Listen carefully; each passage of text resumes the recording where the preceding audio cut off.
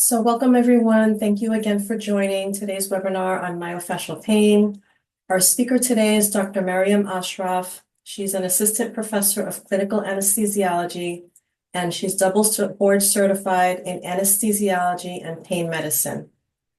A bit more about Dr. Ashraf. She earned her medical degree from the George Washington University School of Medicine and Health Sciences. She completed her anesthesiology residency at New York Presbyterian Hospital, Columbia University, and served as chief resident before completing a tri-institutional pain fellowship at New York Presbyterian Hospital, Weill Cornell Medical Center, Hospital for Special Surgery, and Memorial Sloan Kettering. As I mentioned earlier, at any point during the webinar, please feel free to put your questions in the Q&A tab that's located at the bottom of your screen. So I'd like to now turn it over to Dr. Ashraf, and we'll get started. Perfect. Good evening, everyone. Thank you, Patricia, for the introduction. I'm really happy to be here to talk about this topic with you. I think it's something that we have all experienced at some point in time and something I commonly discuss with my patients. So if not you yourself having experienced it, oftentimes patients will have family members or close friends who have experienced myofascial pain at some point in time. So I hope you find this presentation helpful, and please feel free to ask any questions you might have. There's certain designated checkpoints where we'll pause and talk about some of those questions. All right. Just wanted to mention I have no disclosures. And this is, and first, can everyone see my slides? Patricia, you can see them? Yes. Perfect. All right, wonderful.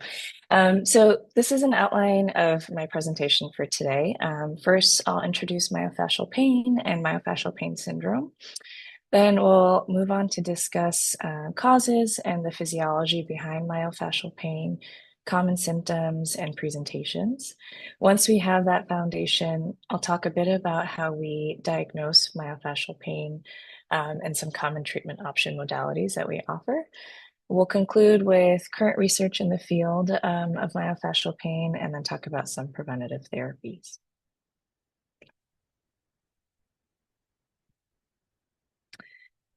So I'll start by introducing myofascial pain.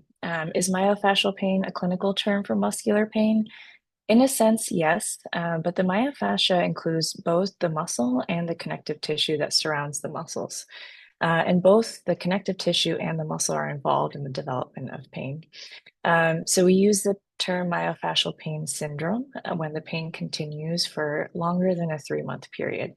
So that 3-month period is really when we say, okay, this is no longer an acute issue, but it's actually become a chronic disorder. And so why are we talking about this tonight and why is it important? I think first and foremost reason is the prevalence. Almost everyone will experience myofascial pain at some point in their life, or they'll have a close family member or friend who experiences it, kind of like I was mentioning before.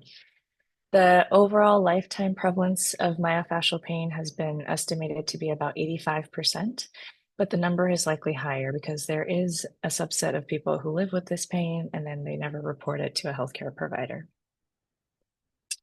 I think myofascial pain results in significant healthcare utilization because it can be a significant source of pain. It can decrease your functional capacity and mobility, and this is at all ages of life. And I also find that a lot of patients who report myofascial pain say that it's contributed to decreased quality of life.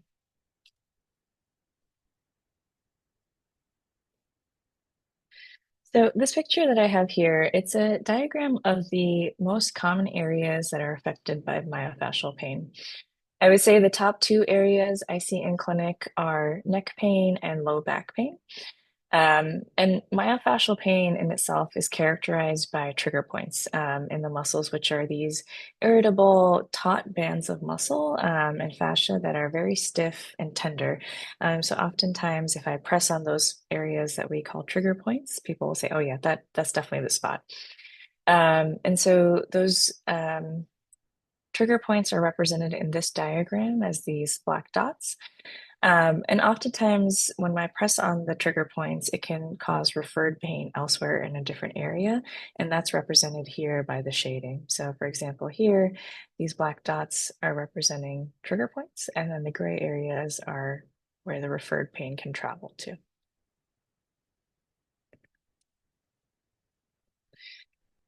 So I'll talk a little bit about what myofascial pain typically feels like. But I'll start off by saying that there's no universal presentation. Everyone's body is a bit different, and there can be a wide range of symptoms. Commonly, I'll have patients who report a deep, aching muscle pain. They'll say it persists or even worsens over time, so much so that they notice it every single day. The trigger may be known or it may be unknown. For example, I have a patient who knows that her trigger is long flights, and then another that knows that when she works over a lab bench, she feels that it triggers her neck pain. So sometimes patients can point to exactly where the pain is coming from, and it may or may not be associated with that palpable trigger point that I was talking about earlier.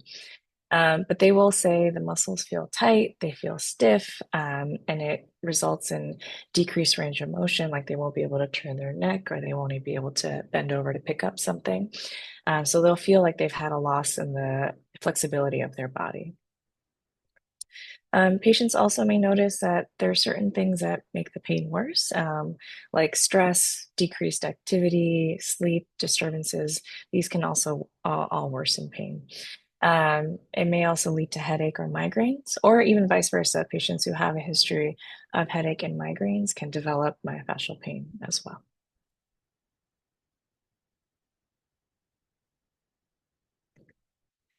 So I think the next thing that I want to talk about and touch on is what causes myofascial pain. And honestly, a lot of the things that we do and experience in our daily life subjects our body to triggers, quote unquote, and that those triggers are what cause myofascial pain.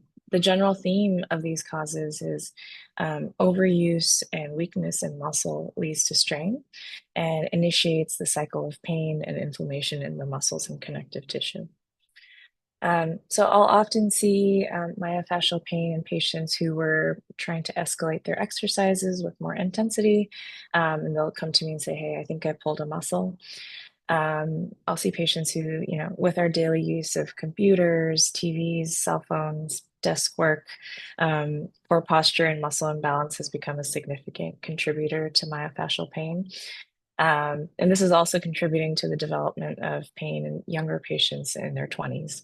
So we've all seen the teenager who's all scrunched up texting on their phone. So oftentimes I'll see them say, "Hey, I have a lot of neck pain and stiffness." And then scoliosis is a big contributor as well. A lot of patients come to me, they've had a lifelong history of scoliosis, and they're starting to notice that they have muscle tension in areas where their spine is curved. Um, Going on to talk about some of the risk factors, stress is a major contributor to myofascial pain. A lot of people may not notice this, but when we're stressed, we're unintentionally contracting different muscles in our body for a prolonged period of time, especially in areas prone to holding tension, like your neck, shoulders, your low back, and your hips. Um, Other things that contribute to myofascial pain include a sedentary lifestyle, which can lead to excessive strain on certain muscle groups that are already weak to begin with. And then on the flip side, improper stretching and excessive exercise exposes weak muscles to injury. Um, Poor sleep also reduces the time that's available for the muscles to recover adequately. And then with age, our bodies take longer to recuperate. Um, History of anxiety and depression also contributes to poor sleep and stress and promotes muscle tension. And then lastly, poor diet, obesity, and nutritional deficiencies can also lead to muscle weakness and inflammation.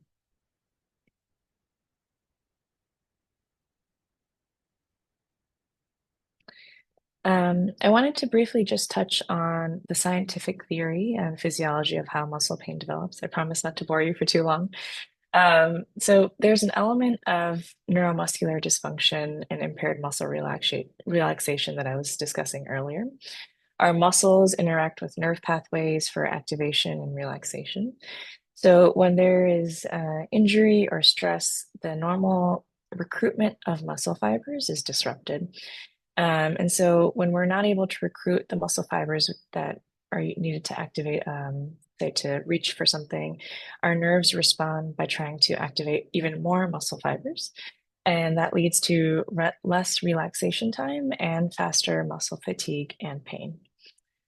So, in addition to neuromuscular dysfunction, we're also exploring the role of central sensitization.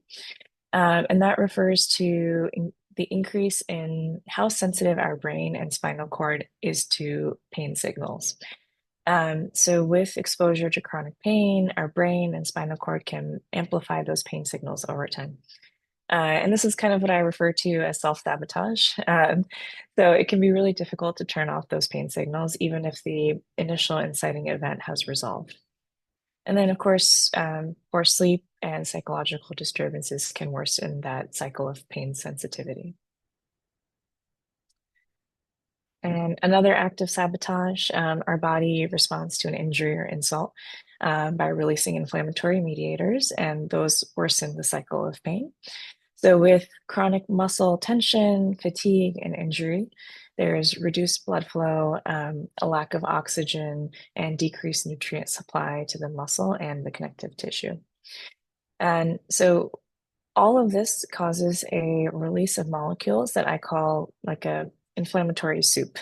That metabolic waste starts to build up with decreased blood supply and stays there longer than it should. And our body was designed to use these molecules to tell our brain that our body has experienced an injury. Like when you touch a hot stove and know to pull back, that was the purpose of this inflammatory soup. Um, but oftentimes, if that inflammatory soup doesn't resolve and that signaling continues far beyond the initial injury, it can delay recovery and then contribute to pain.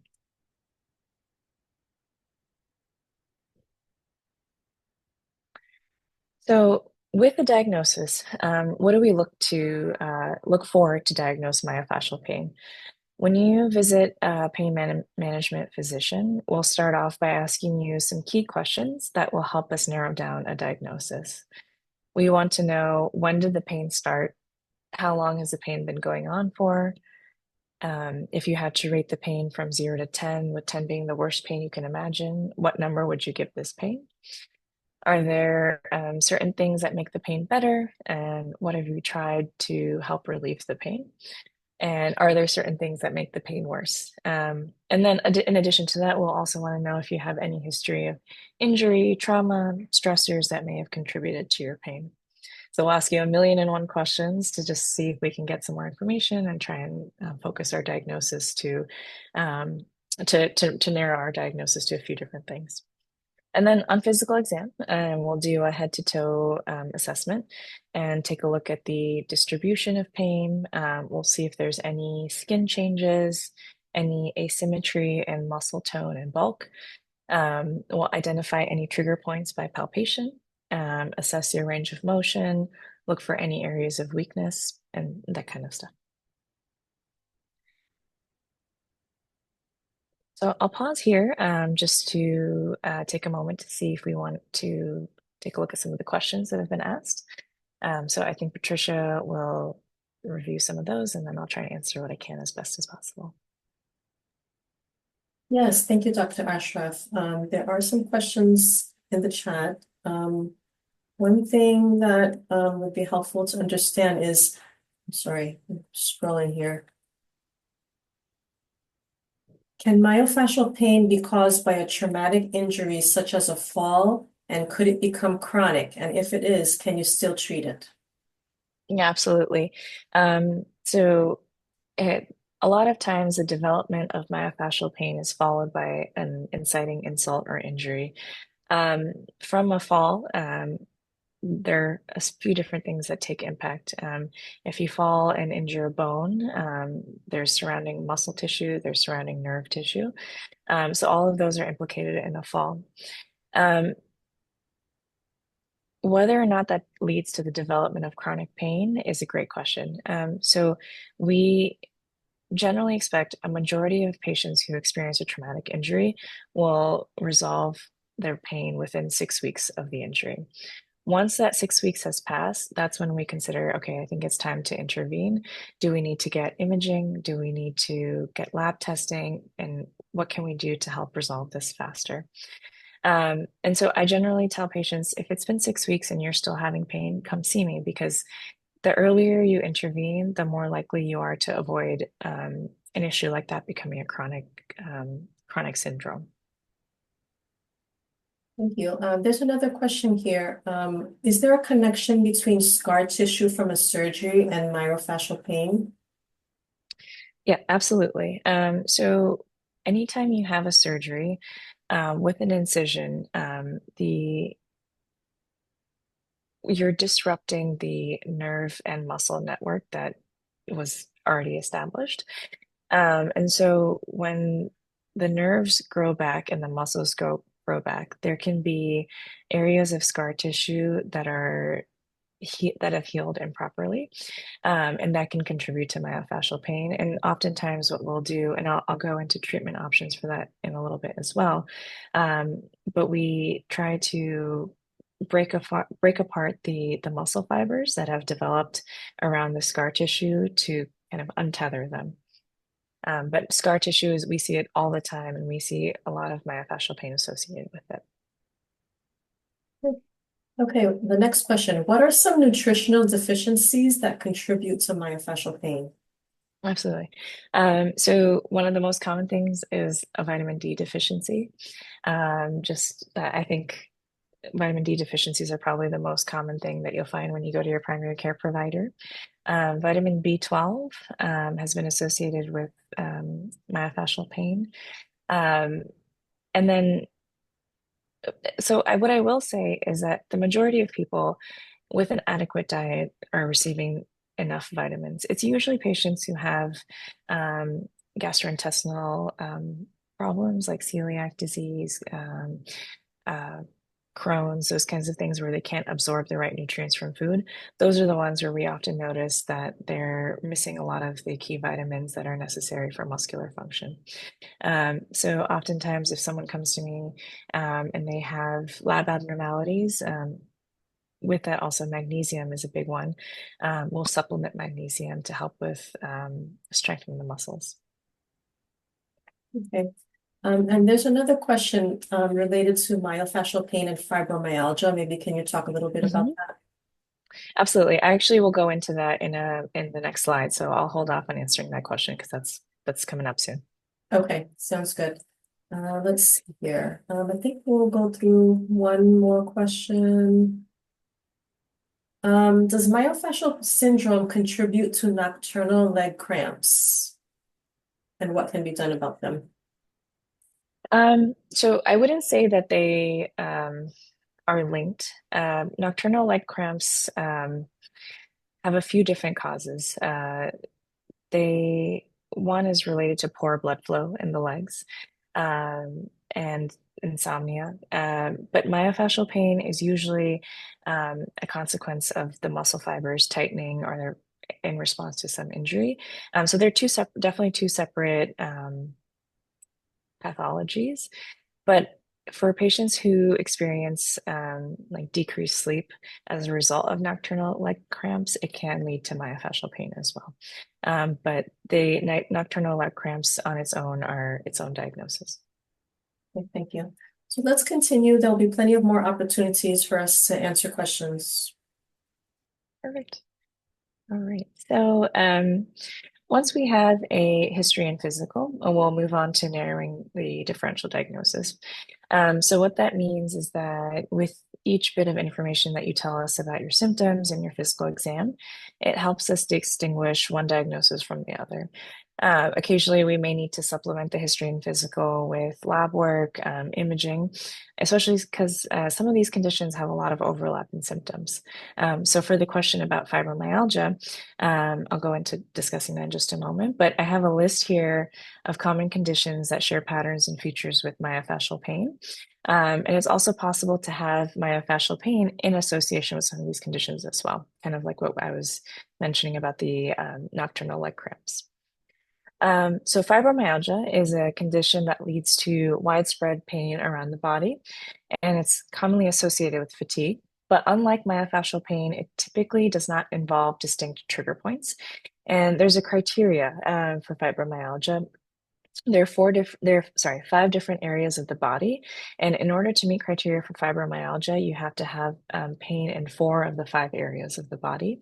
And so usually when patients come to me and they say, I have pain, for example, in my shoulder, in my hip, in my left leg, and my right hip, something like that, then I will say, okay, it's a few different areas, and it's not the typical pattern that I would expect. That's when I will go through the fibromyalgia criteria and see if they meet that. And then depression. Depression can also be associated with decreased sleep, fatigue, muscular pain. But generally, when we ask patients about their pain when they have depression, it won't have a clear origin, and it's more closely associated and affected by mood changes and emotional distress. Myopathy is a condition that involves inflammation of the proximal muscles closest to the body, and it leads to weakness. So, proximal muscles include the shoulders, the upper arms, hips, and thighs. So, with that muscle weakness, we see signs of muscle damage on lab work by testing for an enzyme called creatinine kinase. And that enzyme is an indicator of muscle destruction. And on muscle testing with EMG, we'll see signs of muscle weakness when they're stimulated. Radiculopathy or neuropathy is a term we use to describe pain resulting from nerve compression or irritation. So patients will often describe this pain as a like electric shooting sensation that's associated with numbness and burning. And the distribution of this pain typically follows the path of a nerve root from the spine. And sometimes we can see that compression of the nerves on an MRI.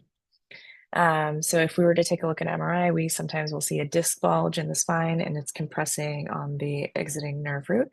And while the compression is happening in the spine, you feel pain down the legs or in the arms where that nerve root travels. And then bursitis is inflammation of a bursa or tendon that causes pain near a joint. It's associated with pain that occurs when the joint is moved, like, for example, your elbow. When you move it in and out, you may notice that it causes pain, and it may have localized swelling as well. And usually, bursitis and tendonitis are a result of a sports or overuse injury. And then lastly, arthritis is probably one of the most common conditions that we see, especially with age. It's associated with degeneration of cartilage and bone in a joint and commonly affects the shoulders, the hips, and knees. So patients will often come to me saying they note stiffness in the joint, which may lead to decreased range of motion. They may also see swelling, especially after like a day with heavy activity. And if we take an x-ray of the joint, typically we'll see evidence of joint degeneration. But that being said, there are oftentimes we'll take an x-ray of a joint and it looks like there's pretty advanced arthritis, but that patient may not feel pain. So just because you have joint degeneration doesn't necessarily mean that you'll have pain at the joint. But if you do have pain and then you see joint degeneration, then it's pretty significant for having osteoarthritis. And a lot of these conditions, again, overlap with myofascial pain. So, if you have osteoarthritis in your knee, you may have pain with walking, and then you might develop pain in the muscles adjacent to the knee as you're compensating to reduce some of the load on that knee. So sometimes someone will say, I have really severe knee osteoarthritis, and I'm feeling a lot of pain in my calf and my thigh and my foot. Or they'll notice it on the opposite leg because they're putting more pressure on the opposite leg to compensate for pain in the other knee. So once we've made the diagnosis of myofascial pain, the next thing we have to do is figure out how do we recover and how do we reduce the pain symptoms. So the mainstay of pain management is using a multimodal approach.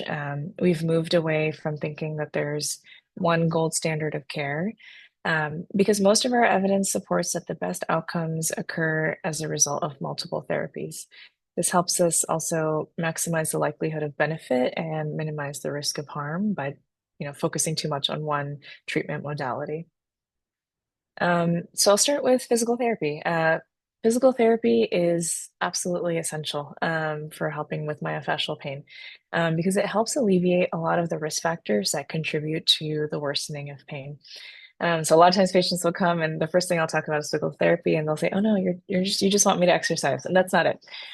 So what I really want is to encourage muscle strengthening, stretching, and target the source of pain to prevent further deterioration.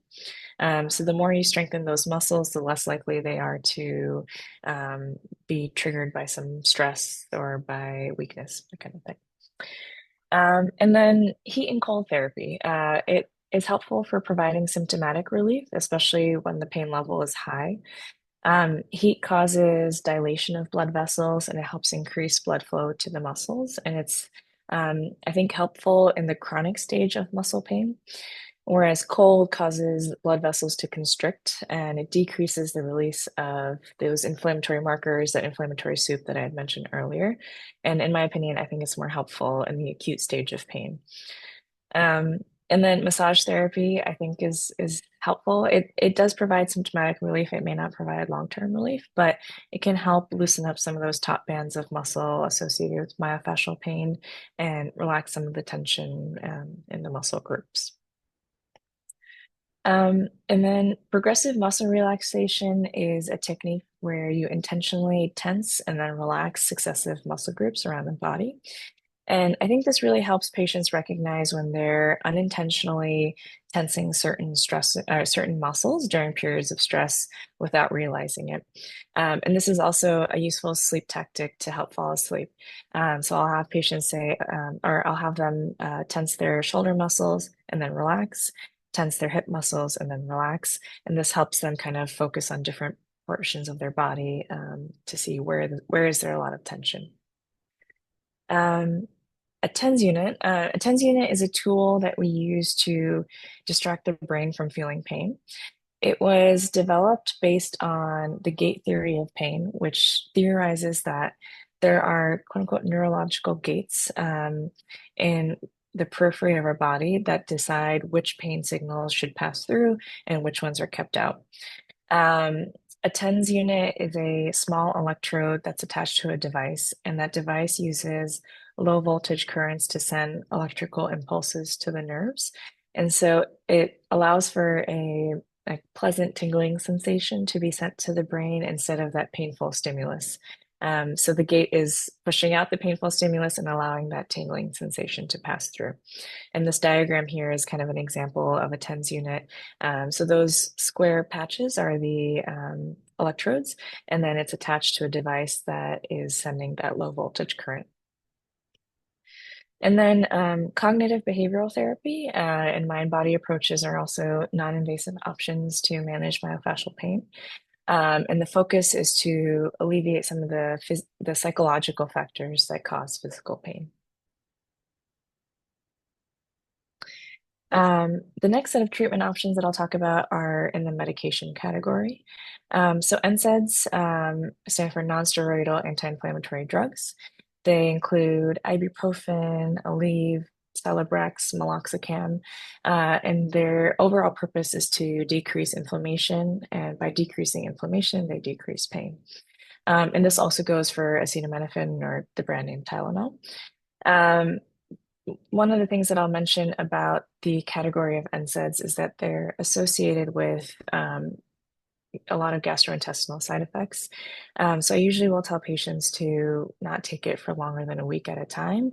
And if they are taking it more than a week at a time, to tell their primary care doctor just so that they can make sure that they don't have any type of gastrointestinal ulcer or bleeding.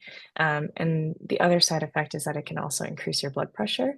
So for anyone with uncontrolled blood pressure, I would hold off on taking these medications unless under the direct supervision of a doctor.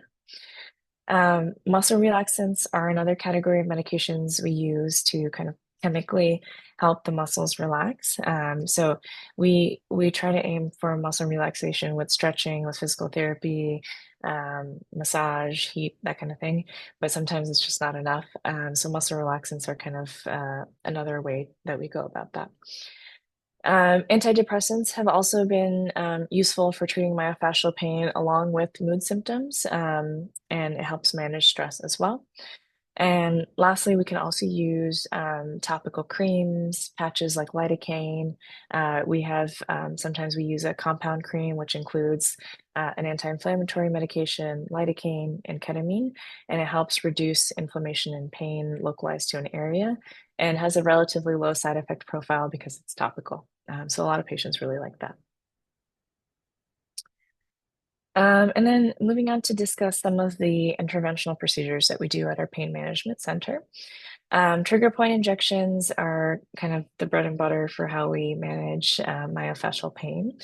And it involves a combination of dry needling and numbing medication that we place into a top band of muscle.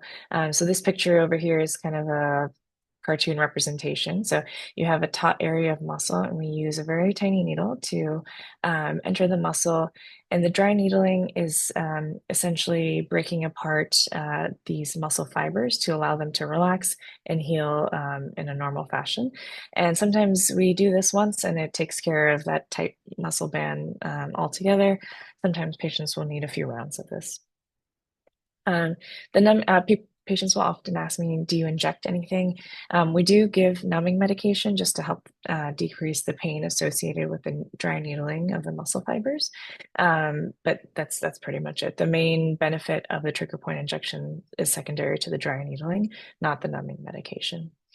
In our clinic, we often use ultrasound to do this procedure, so it allows us to identify deeper areas of tight muscle, and it also helps us avoid any blood vessels or important structures that may be close to the area that we're targeting.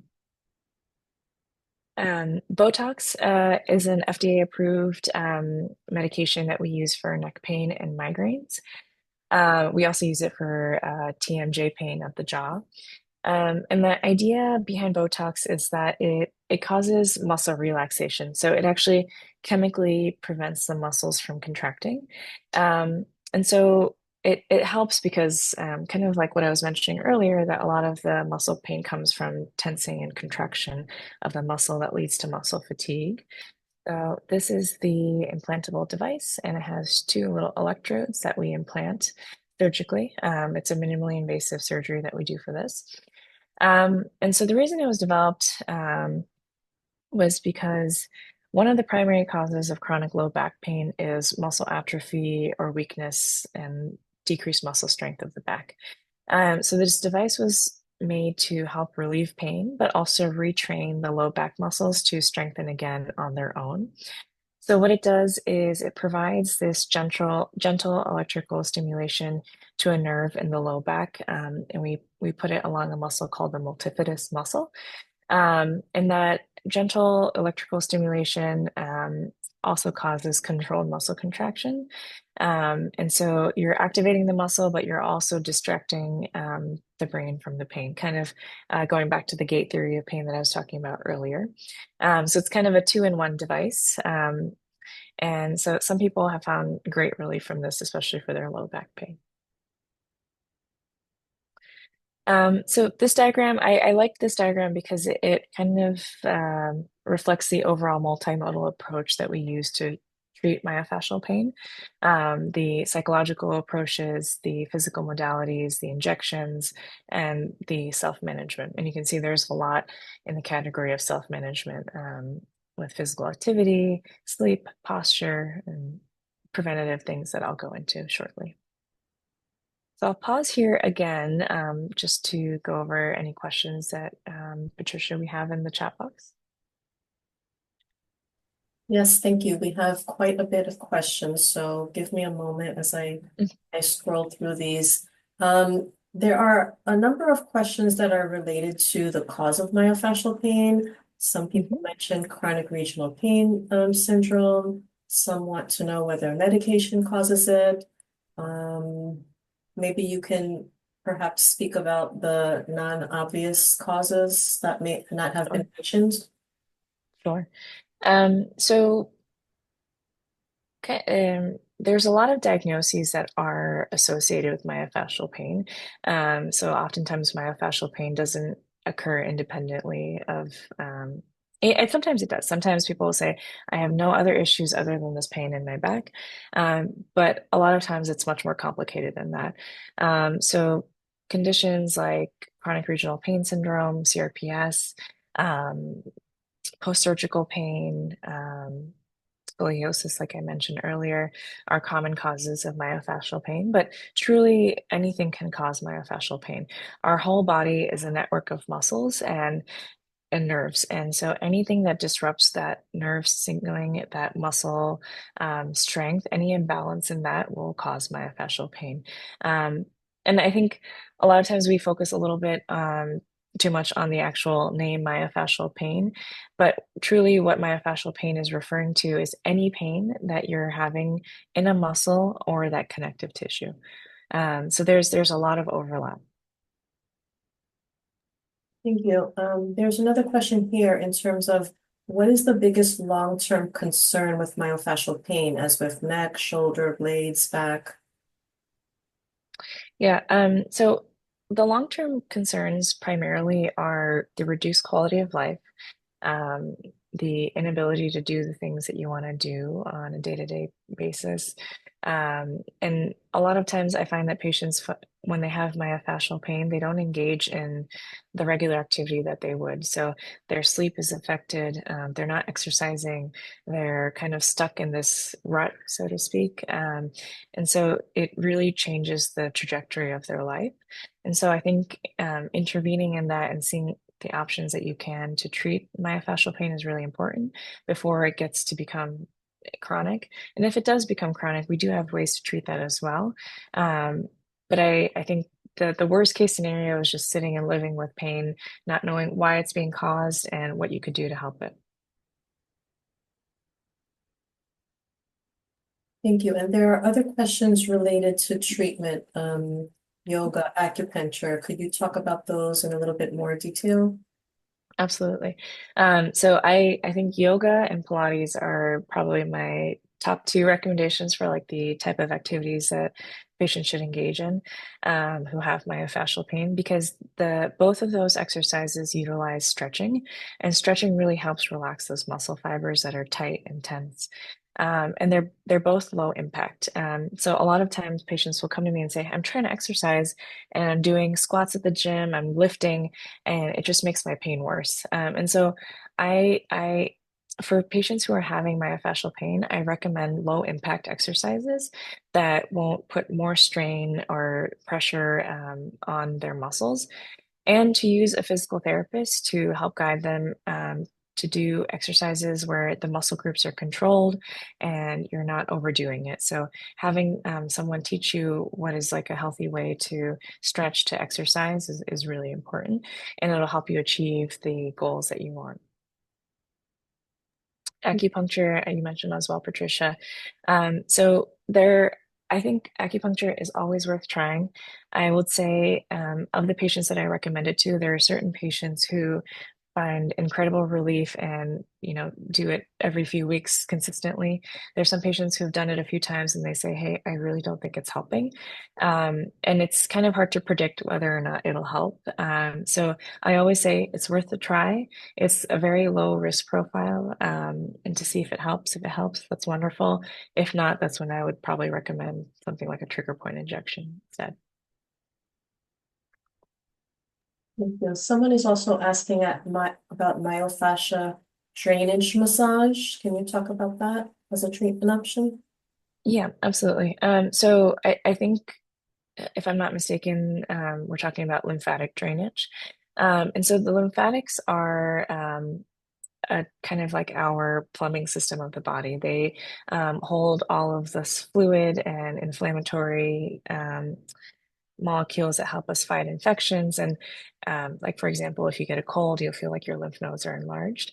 So one of the things that has become more popular over the past few years is lymphatic drainage. And what that is essentially kind of stretching and release of areas that contain lymph to remove that inflammatory soup away, from an area of stasis.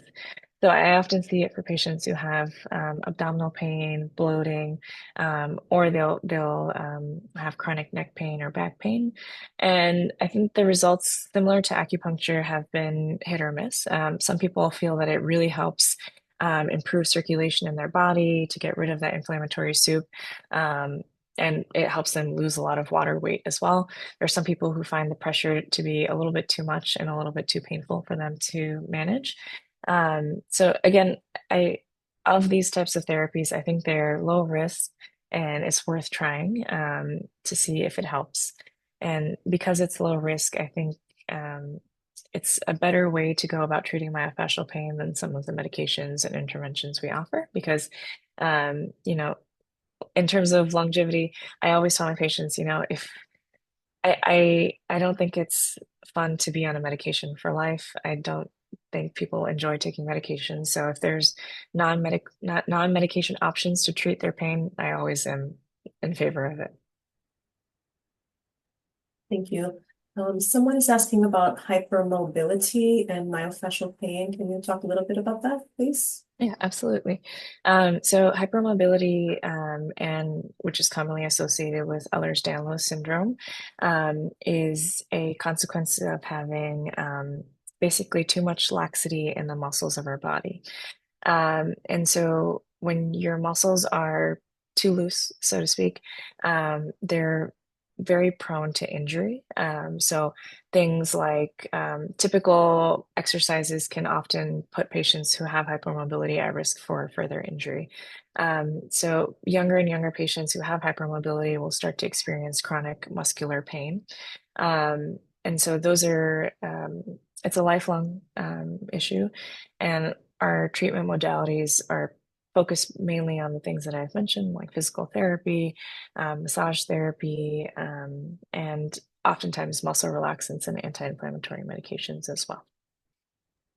Thank you. Someone is asking about myofascial pain and frozen shoulder relation, and also the relation with spinal stenosis. Absolutely.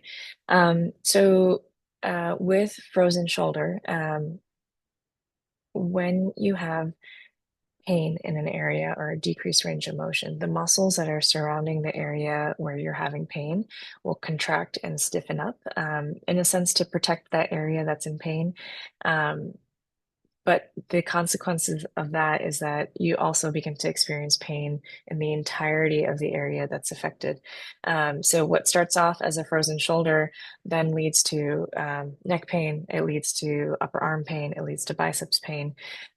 So you have kind of like what I was showing earlier with that picture of with trigger points, there's referred pain in an area adjacent to where there's the injury. That happens with frozen shoulder and then with spinal stenosis as well. Not patients who have spinal stenosis typically have claudication in their spine, and the muscles of their low back will contract and spasm to help support their spine. And so this goes back to kind of the foundation of myofascial pain is that anytime you have pain in an area of a body, the muscles will respond to that and it'll lead to myofascial pain. So sometimes we target the core.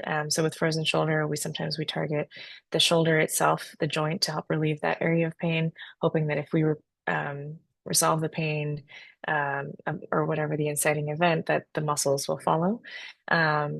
And similarly with the spine, sometimes we'll do epidural steroid injections to help relieve pain in the spine, with the hope that the muscles will start to relax as well once the primary area of pain has been resolved.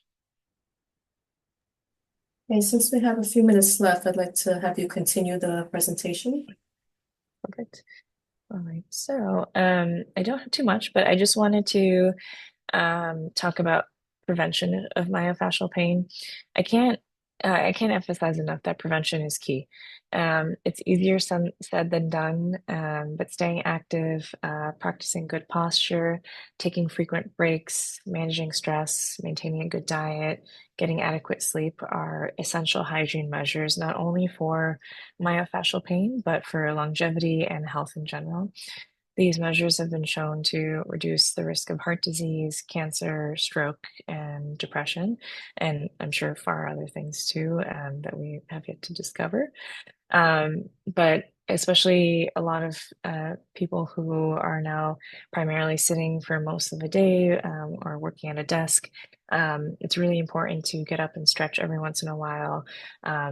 Take, deep breathing exercises, do yoga, have good setups for work at home. So all of these measures really will help prevent the cycle of myofascial pain from developing and progressing over time. And then briefly, I just wanted to mention that there's a lot of areas of investigation for myofascial pain, especially considering its lifetime prevalence. It's really affecting a lot of people. So we know that this is a really important area of research. So we're researching the neurobiology of pain to see how the brain processes chronic muscle pain and investigating genetic predisposition and the environmental influences that affect gene expression. And this area of research may help us identify people who are at higher risk of developing myofascial pain. For instance, we've already, I mentioned earlier that patients with hypermobility and Ehlers-Danlos are at very high risk for developing myofascial pain, patients with scoliosis. And so having that background, that foundation really helps us intervene earlier so that we can treat myofascial pain sooner. And we're also exploring regenerative medication regenerative medicine like stem cell therapy and platelet-rich plasma therapy, PRP for muscle healing. And we're also using technology to create therapeutic devices like the Reactivate device that I mentioned earlier to see how we can better modulate pain. Some of you may use or have heard of an Aura ring that tracks your sleep and activity patterns, and it collects data to give you real-time feedback. We're trying to use similar technology for patients to see how we can help patients self-manage their pain using a device that provides biofeedback on muscle relaxation and stress levels so that patients can be more aware of the triggers that are causing them to have pain. And then I just want to take a moment to thank you for joining. If you have any questions at all, please, you can always reach out to us. You can schedule an appointment. My clinic is based in Lower Manhattan on William Street, but we have amazing faculty at 3 locations. We have one location on the west side, and then we have one location on East 59th Street at the Spine Center, where we work in collaboration with our neurosurgeons and our rehab specialists. And then we have our clinic in Lower Manhattan. And I think, Patricia, soon we're about to have a clinic in Hudson Yards as well. And so I'll just leave the slide here just so if anyone wants to write down phone numbers. And then, Patricia, any other questions that we wanted to go over before we end? Yes, somebody wanted to know about exercise and how that could help with myofascial pain. Yeah, so exercise and physical therapy both are kind of the mainstay in treating myofascial pain long term.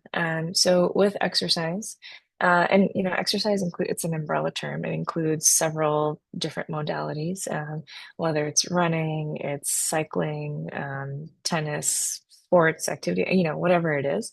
The things that I would recommend for exercise is to do a gradual increase in the intensity of your exercise. So if you've never played tennis before, don't play for 5 hours one day, be easy on your muscles because gradually they will increase their strength and the ability that they can handle, the duration and intensity that they can handle. And exercises should be done with proper stretching beforehand. So stretching is really essential to warm up your muscles so that they're ready and prepared for any activity that you want to do. And if you ever have any questions about like what's a good exercise, I think the easiest thing to do is you can open up YouTube, open up Google, and search, physical therapy exercises for wherever you're having pain. And if that doesn't work, that's when I want you to come in to see us and say, hey, I think I need formal physical therapy. I need someone to teach me about what exercises are safe, and we can absolutely help you with that.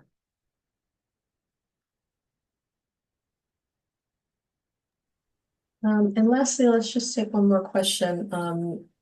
Thinking about the things that people can do at home if they have myofascial pain and they're working with a pain management specialist. So, for example, someone asked about memory foam mattresses, whether that will be helpful.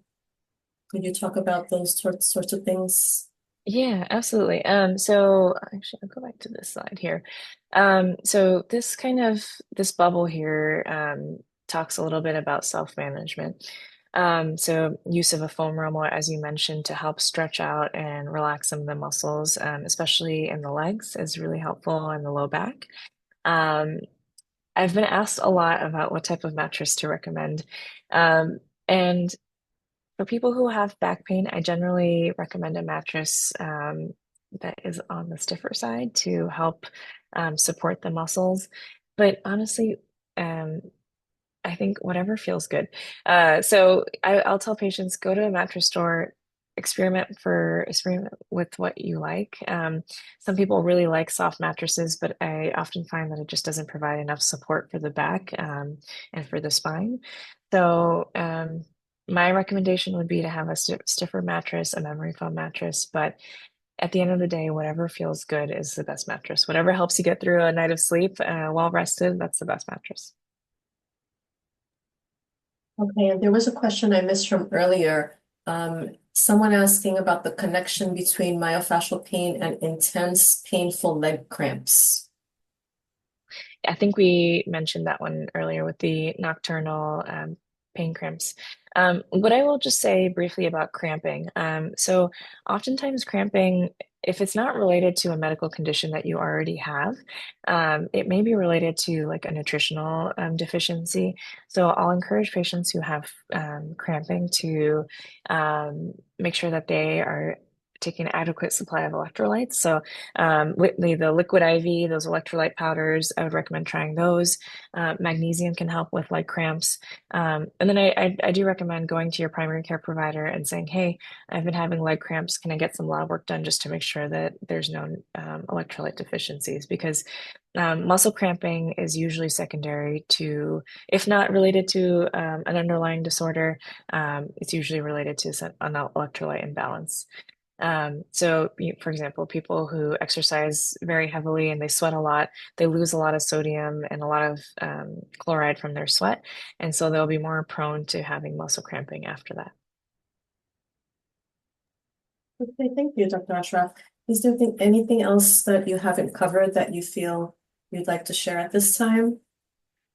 Um, well, first, I just want to thank everyone for joining on a Tuesday evening, and I really hope that this was helpful. If there are any questions that I missed or anything that I haven't answered, um, you can always reach out to the pain clinic. We're all available. We're wonderful and very nice department, I feel personally. So we're happy to answer any questions, whether it's something super straightforward or if you have a more complicated story or anything like that, we're really happy to see you and talk about anything that you might want to talk about. So thank you so much for joining, and I hope this was helpful. Hey, thank you so much, Dr. Ashraf. And we will be resending out the recording tomorrow with additional follow-up information in terms of scheduling an appointment and contacting our clinic. So have a good night, everyone. Thank you.